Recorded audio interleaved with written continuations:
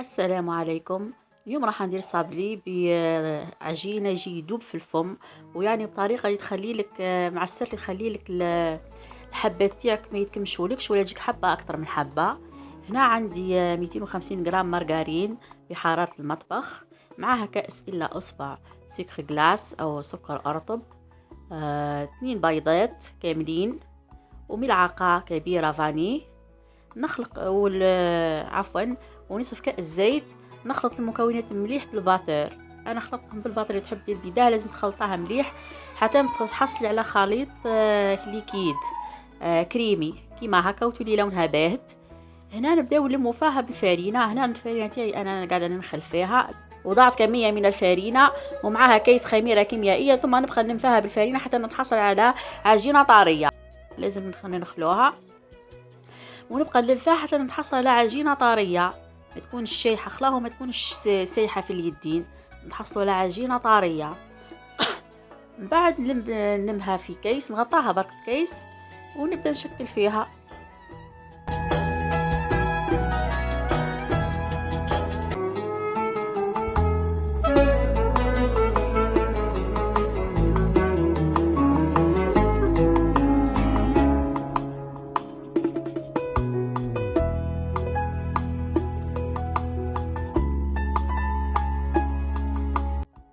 هنا بديت نشكل فيها. حليت كمية من العجينة في كيس بلاستيكي وغطيتها بنفس الكيس، ودرت السمك تاعها 2 ملم هكذا. يعني هنا تستخدم الشكل اللي تحبي عليه. انا استخدمت شكل القلب وشكل الوردة، يعني هنا الشكل الوحدة والذوق تاعها. هنا باه نديرو هذاك القلب لازمنا واش نعملو، نحطو الكيس باه يجينا هذاك القلب بومبي، نحطو الكيس فوق العجينة ونطبعه. كي تطبعي يجيك هذاك القلب بومبي. كي تطبعي ما ترصيهاش، هذاك الطابع ما ترصيهش على العجينه، لا حطي بركه بقوه، رصي يدك بقوه بلا ما تحركي هكا شغل تحركيه، لا لازم ترصي بقوه بركه وتنحي، تحطي وتنحي، ما تبقاش تحكي هكا على طاوله العمل تفسد لك العجينه. وتاني العجينه تاعنا كي تلماها بركه ما تعجنيهاش، هادوما اللي يبقاو لنا تلماها في بعضها وتزيدي لها عجينه او تحلها هي نفسها وتكملي تحلي كيما هكا وتحطي في البلاط تاعك دون عجنها. وتاني ما تحركيش الطابع ما يجيكش حبه اكتر من حبه، حطي برك الطابع وتنحي. كمل الكميه تاعي كامل هكا ثم نلتقي فيما بعد.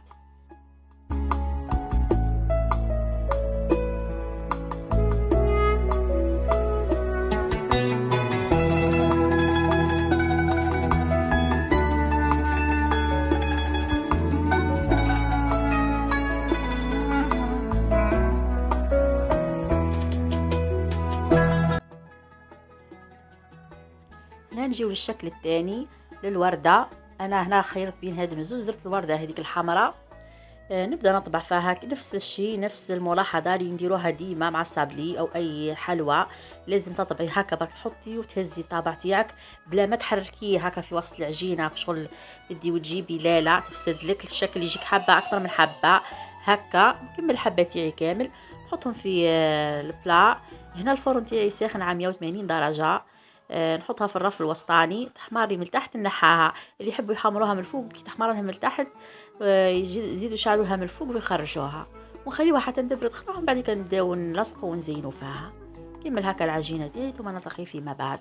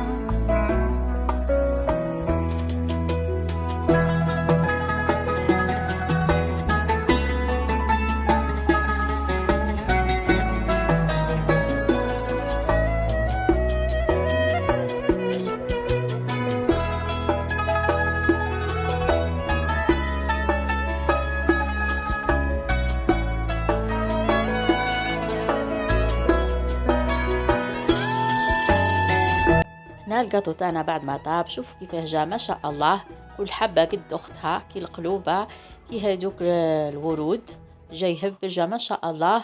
والبنة ما عندي ما نحكي عليه، يعني يدوب في الفم. أسهل وصفة، اتبعوا بركة هذيك الطريقة اللي قلت لكم. شوفوا كيف يخرج لكم كل حبة قد أختها. أنا هنا وش درت، لصقت كل حبة مع أختها هكا بالمعجون، معجون المشمش. أنا كل واحدة وش تحب تدير. ومن بعد هذوك القلوب عقبت بركة عليهم المعجون في على الجناب، ودرت لهم في نواد كوكو، جوز الهند، والاخرين خليتهم هكا سامبل، لصقتهم بركة بالمعجون وخليتهم قديتهم. هذا هو، هذه هي الحلوى تاعنا، خفيفة ظريفة، ما تدي معك وقت. والبنة صدقوني يدوب في الفم وفيه شويه تاع الحموضه هذيك تاع المعجون، جا ما شاء الله. هنا تزيين اختياري، تحب تحشي الطوفيا، تحب دير الخطوط الشوكولا من الفوق. هنا تزيين انا حبيتهم هكا كعبات سامبل تاع حليب مشبوبين بالحليب، جاو ما شاء الله. ان شاء الله يعني الوصفه تعجبكم وجربوها. وب 250 غرام تاع زبده قطعت لي كميه كبيره، جاتني كميه ما شاء الله. كمل هكا لصق كامل الحبات وما نشوفوهم في صحن التقديم.